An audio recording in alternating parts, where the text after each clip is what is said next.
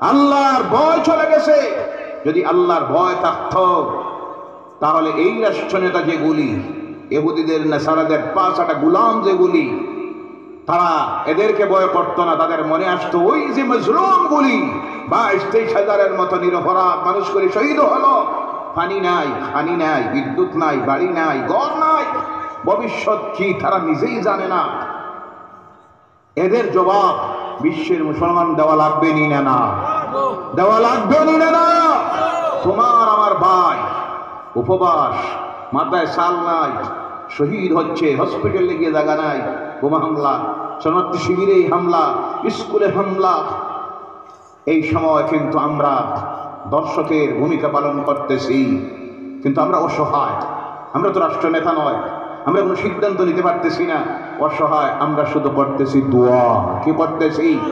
কিন্তু আমার কথা হলো, শুধু দোয়া করে বসে থাকলে হবে না।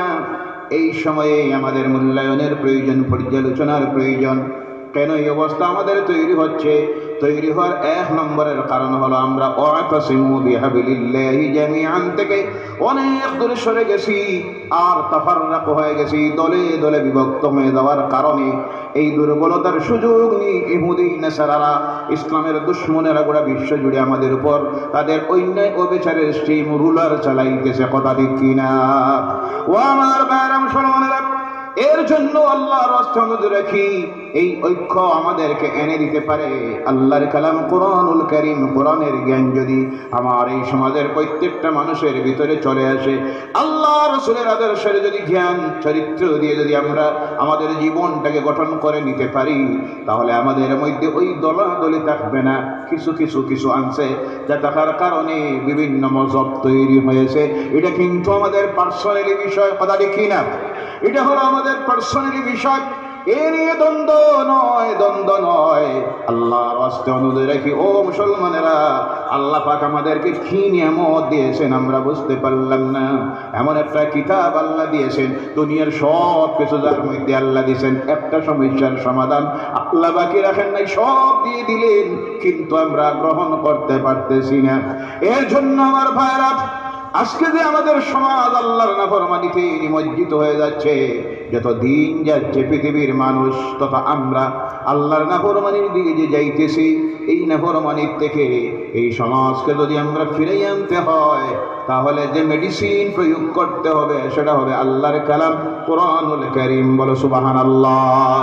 কারণ আল্লাহ এমন এক কিতাব দিয়েছেন, যে কিতাব সম্পর্কে আল্লাহ বলছেন, ওয়া নুনাজ্জিলু মিনাল কুরআনি মা হুয়া শিফাউন ওয়া রাহমাতুল লিল মুমিনিন। বলো আল্লাহু আকবার। এমন এক কিতাব দিয়েছি, যে কিতাবের মধ্যে দিয়েছি দুনিয়ার মানুষের জন্য ঔষধ। সুবহানাল্লাহ।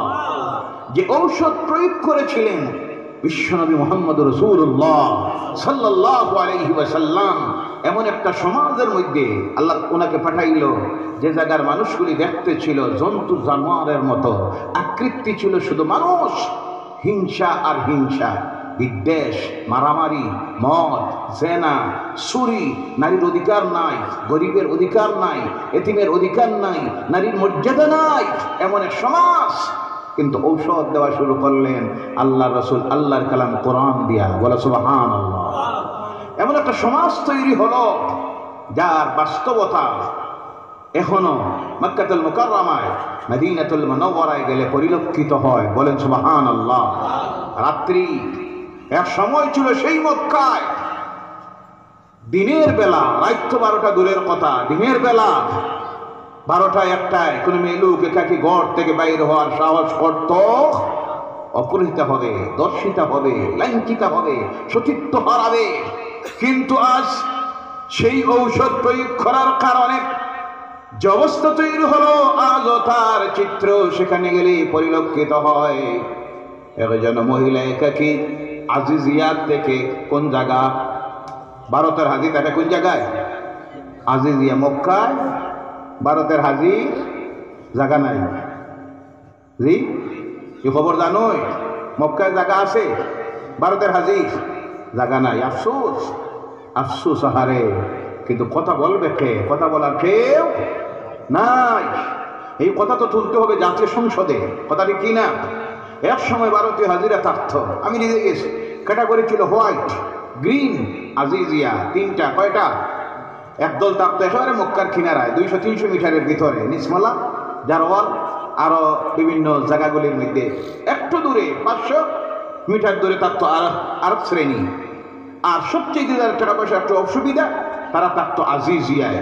এখন ভারতীয় হাজি মক্কায় জায়গা নাই, সব বয়স্ক মানুষ, 70-80 বছরের বয়স্ক মানুষ জায়গা দেওয়া হয় আজিজিয়ায়। আজিজিয়া আউয়াল, আজিজিয়া আখের।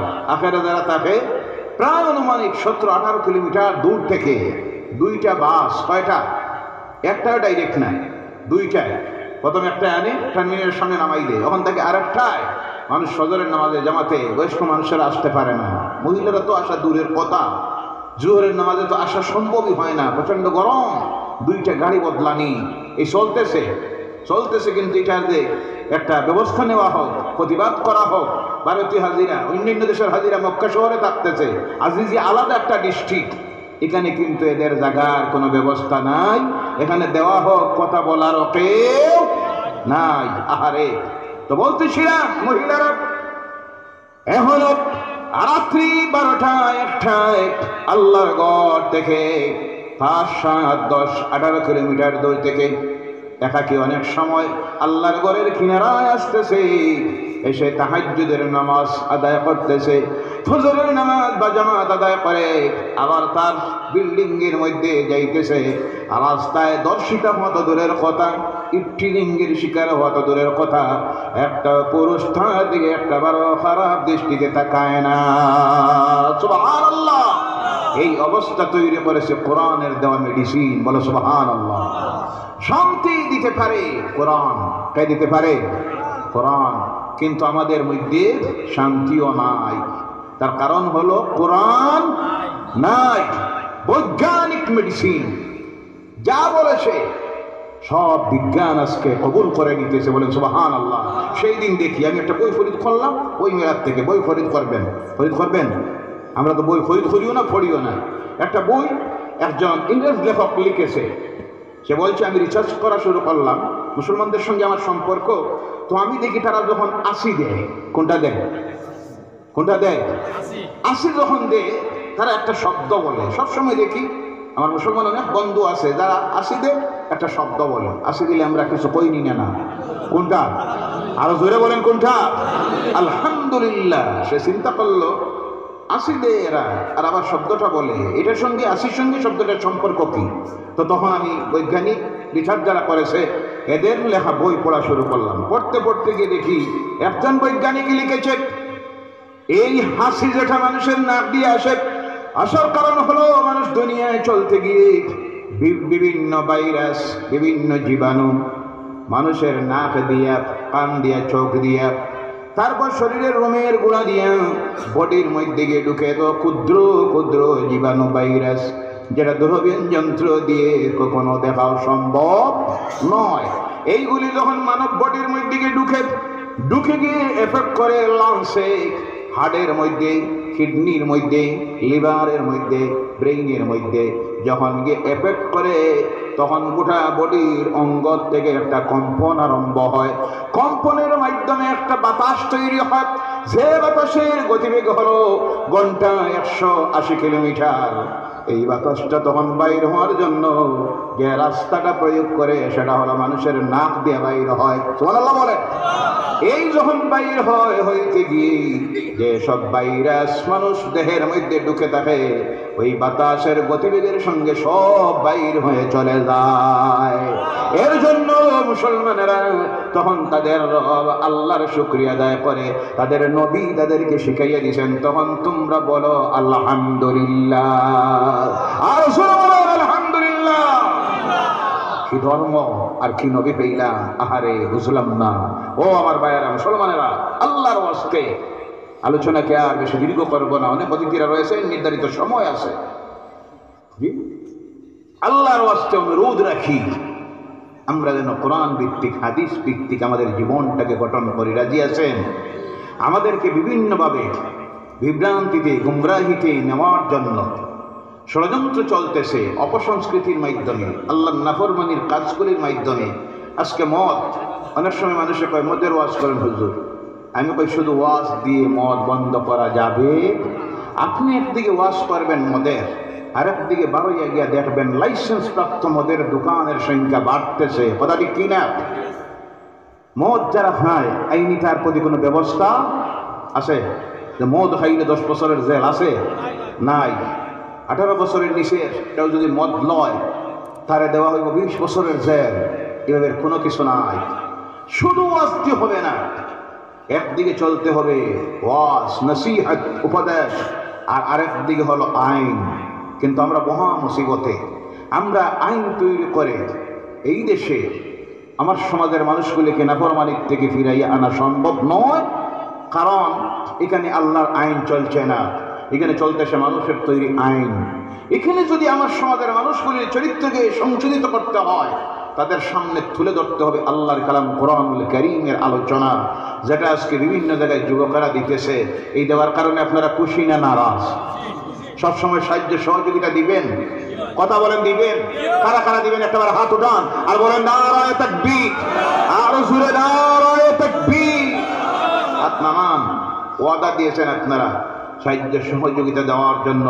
বিশেষ যুব আহলে সুন্নাত ওয়াল জামাতের ৩য়তম বার্ষিক মাহফিল কমিটির কর্মকর্তারা, তারা তাহবিলে একটা শর্ট আছে পয়সা কড়ির দিক দিয়ে, মাত্র 5 মিনিট, কেউ উঠবেন না, আল্লাহর নামের জিকির হবে, রাসূলের দরবারে আমরা সালাত সালাম পেশ করব, আর যে যা পারেন খালি হাতে বিদায় দিবেন না। 100 টাকা, 50 টাকা, 10 টাকা, 20 টাকা দিয়ে প্রত্যেকে শরীক হন এই মুবারক মাহফিলে। আল্লাহ শরীফের তৌফিক দেন। সকলে বলেন আল্লাহুম্মা আমিন। আল্লাহুম্মা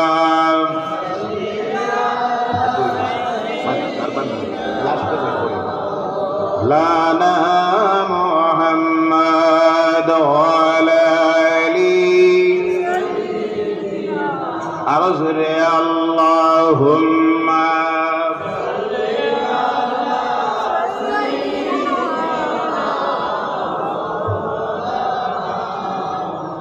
ওয়া আলা আলি সাইয়্যিদিনা মাওলানা সুবহানাল্লাহ ওয়ালহামদুলিল্লাহ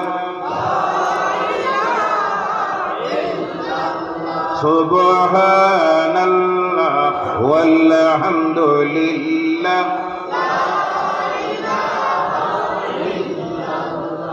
লা ইলাহা ইল্লাল্লাহ লা ইলাহা ইল্লাল্লাহ লা ইলাহা ইল্লাল্লাহ লা ইলাহা ইল্লাল্লাহ হাসবি রাব্বি জাল্লাল্লাহ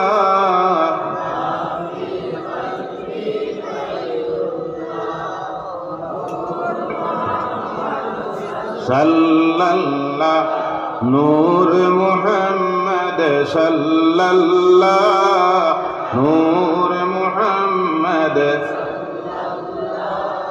লা ইলাহা ইল্লাল্লাহ লা ইলাহা ইল্লাল্লাহ লা ইলাহা ইল্লাল্লাহ মুহাম্মাদুর রাসূলুল্লাহ আস্তাগফিরুল্লাহ ইন্নাল্লাহা গফুরুর রহিম আস্তাগফিরুল্লাহ ইন্নাল্লাহা গফুরুর রহিম আস্তাগফিরুল্লাহ ইন্নাল্লাহা গফুরুর রহিম আস্তাগফিরুল্লাহ রাব্বি মিন কুল্লি যামবিন ওয়া আতুবু ইলাইহি আস্তাগফিরুল্লাহ রাব্বি মিন কুল্লি যামবিন ওয়া আতুবু ইলাইহি ওয়া লা হাওলা ওয়া লা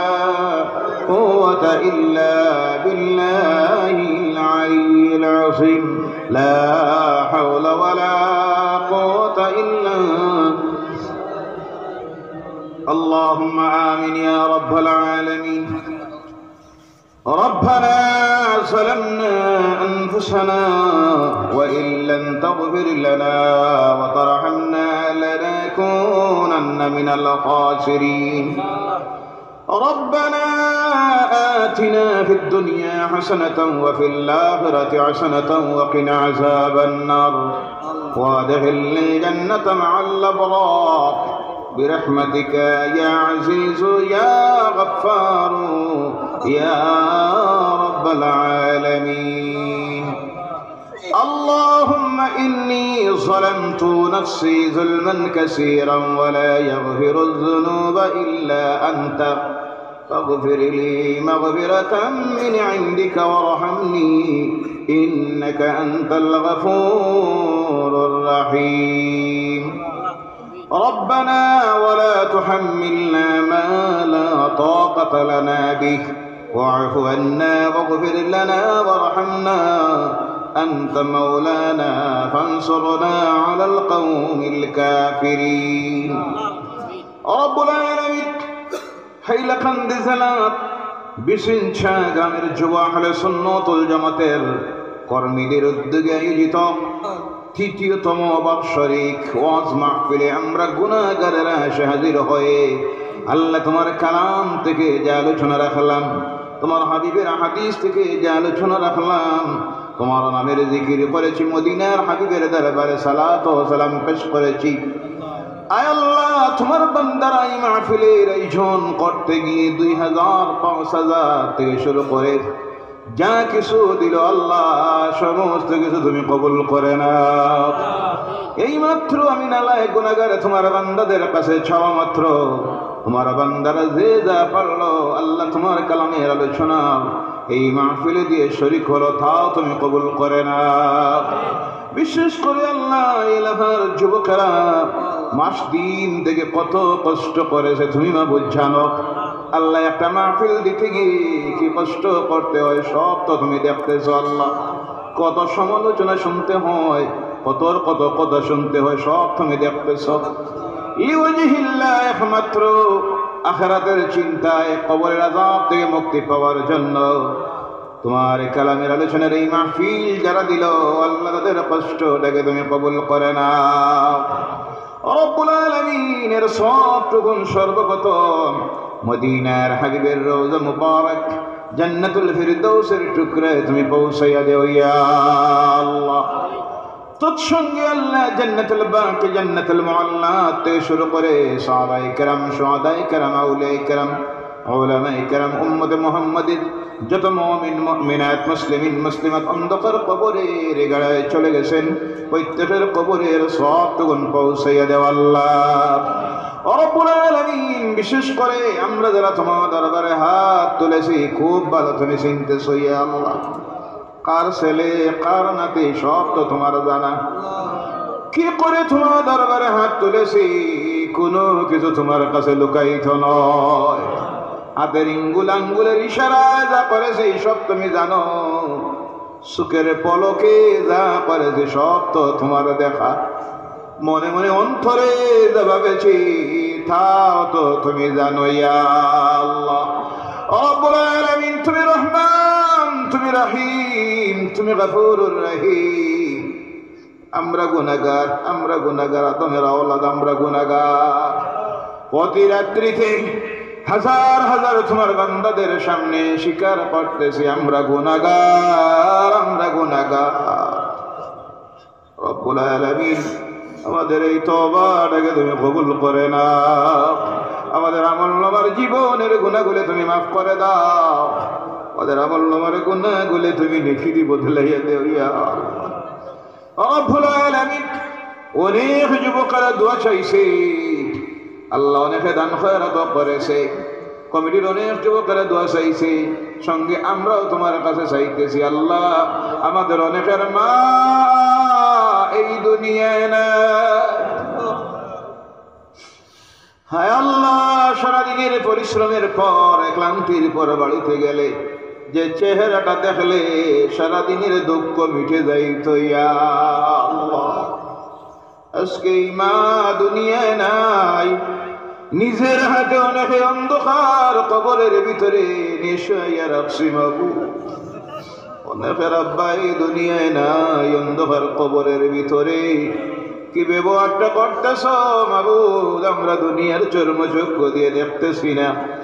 আওলাদ হিসাবে প্রতিদিন তোমার কুদরতের কদমের মধ্যে ধরে আরজ করতেছি, আল্লাহ আমাদের মা বাবার জিন্দিগির গুনাহগুলি মাফ করে দাও, আমাদের মা বাবার কবরগুলিকে জান্নাতুল ফেরদৌসের টুকরা বানাইয়া দাও, আমাদের মা বাবার কবরগুলির সম্পর্ক মদিনার হাবিবের রওজা মুবারকের সঙ্গে লাগাইয়া দাও আল্লাহ। শেষ সঙ্গীতেই সঙ্গে আল্লাহ আমাদের দাদা দাদি নানা নানি শ্বশুর শাশুড়ি আত্মীয় স্বজন বন্ধু বান্ধব ভাই বোনেরা প্রতিবেশীরা মহল্লাবাসীরা পরিচিত মানুষ মায়ার মানুষ যারা অন্ধকার কবরের গাড়ায় চলে গেছেন, আজকের এই মাহফিলটা তাদের জন্য নাজাতের জরিয়া বানাইয়া দাও আল্লাহ। তাদেরকে দাইমি মাগফিরাত নসিব ফরমাও, দাইমি নাজাত নসিব ফরমাও রব্বুল আলামিন। আসার পর থেকে আমার যে ভাই অনেক খেদমত দিল, গণিত নিয়ামত খাওয়াইল, আল্লাহ তা তুমি কবুল করে নাও। এরা সবটুকু ওনার মধ্যে গানের কবরে পৌঁছাইয়া দাও, ওনার মা বাবের হায়াতকে দরাজ করে দাও আল্লাহ, তার রুজির রিজেকে বরকত দাও। তৎসঙ্গে আমরা যারা তোমার দরবারে হাত তুলেছি আমাদের প্রত্যেকের দিলের নেক আশাগুলি পূর্ণ করে দাও। কে কোন মুসিবতে আছি তুমি জানো আল্লাহ, আমরা মুসিবত দাদাদের মুসিবতকে তুমি দূর করে দাও। কে কোন মুশকিলাতের মধ্যে আছি তোমার কুদরত থেকে আমাদের মুশকিলাত গুলি তুমি আসান করে দাও। অগণিত অসুস্থরা দোয়া চাইতেছেন আল্লাহ, খাস করে আমার হিলাল ভাইয়ের মা অত্যন্ত অসুস্থ, আল্লাহ তোমার বন্দির এই সুস্থতায় শিফায়ে হাজরা শিফায়ে কামেলা নসিব করে হায়াত দরাজ করে দাও আল্লাহ। আমার এক ভাই অত্যন্ত অসুস্থ, রব্বুল আলামিন তোমার কুদরতের কদমে ধরে আরজ করতেছে আল্লাহ। বেমার দেনেওয়ালা তুমি, শিফা দেনেওয়ালা তুমি। ওয়াইদা মারিস্তু ফাহুয়া ইয়াশফিন লা শাফি ইল্লা আনতা ইয়া আল্লাহ। তোমার গাইতে সমস্ত বেমারিদেরকে শিফায়ে হাজরা শিফায়ে কামেলা নসিব করে দাও আল্লাহ। আমার ভাইয়ের বিমারটাকে তুমি শিফায়ে হাজরা শিফায়ে কামেলা করে দাও।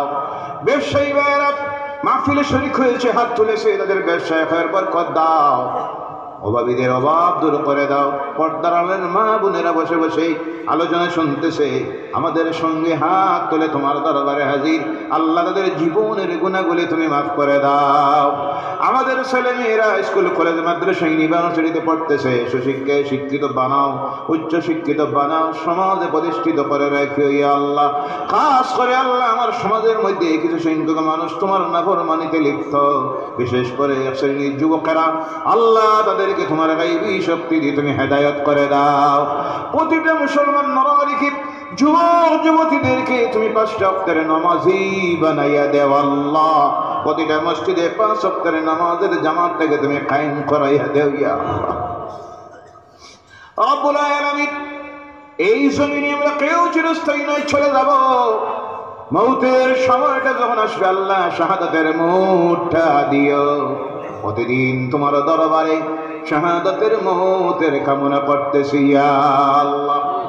রব্বুল আলামিন যতদিন এই জমিনের মধ্যে রাখো, হক জামাত, তোমার হাবিবের জামাত, সাহাবায়ে কেরামের জামাত, পূর্ববর্তী উলামায়ে কেরামদের জামাত, আউলিয়ায়ে কেরামদের জামাত, আহলে সুন্নাত ওয়াল জামাতের ঝান্ডার নিচে রেখে মৌতটা দিও ইয়া আল্লাহ। গুমরাহির রাস্তায় নিও না ইয়া আল্লাহ, সিরাতে মুস্তাকিমের রাস্তার মধ্যে রাখিও। দুনিয়ার জীবনের শেষ সময়টা যখন হাজির হবে, আমাদের জবানটা বন্ধ করিও না। দুনিয়ার জীবনের শেষ কথাটা বারবার আমাদের জবানটা দিয়ে জারি করাইয়া দিও। লা ইলাহা ইল্লাল্লাহু মুহাম্মাদুর রাসূলুল্লাহ। সুবহান রাব্বিকা রাব্বিল ইজ্জাতি আম্মা ইয়াসিফুন ওয়া সালামুন আলাল মুরসালিন ওয়াল হামদুলিল্লাহি রাব্বিল আলামিন। আমিন। আসসালামু আলাইকুম ওয়া রাহমাতুল্লাহ। আপনাদের সামনে উপস্থিত আপনাদের সুপরিচিত নারায়ে তাকবীর, আল্লাহু আকবার, তাকবীর, আল্লাহু আকবার। আলহাজ হযরত মাওলানা ইমাদউদ্দিন সাহেব জিন্দাবাদ।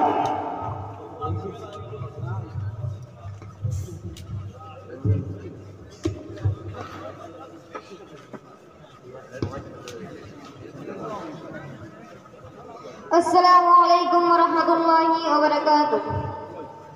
صلى الله عليك يا رسول الله.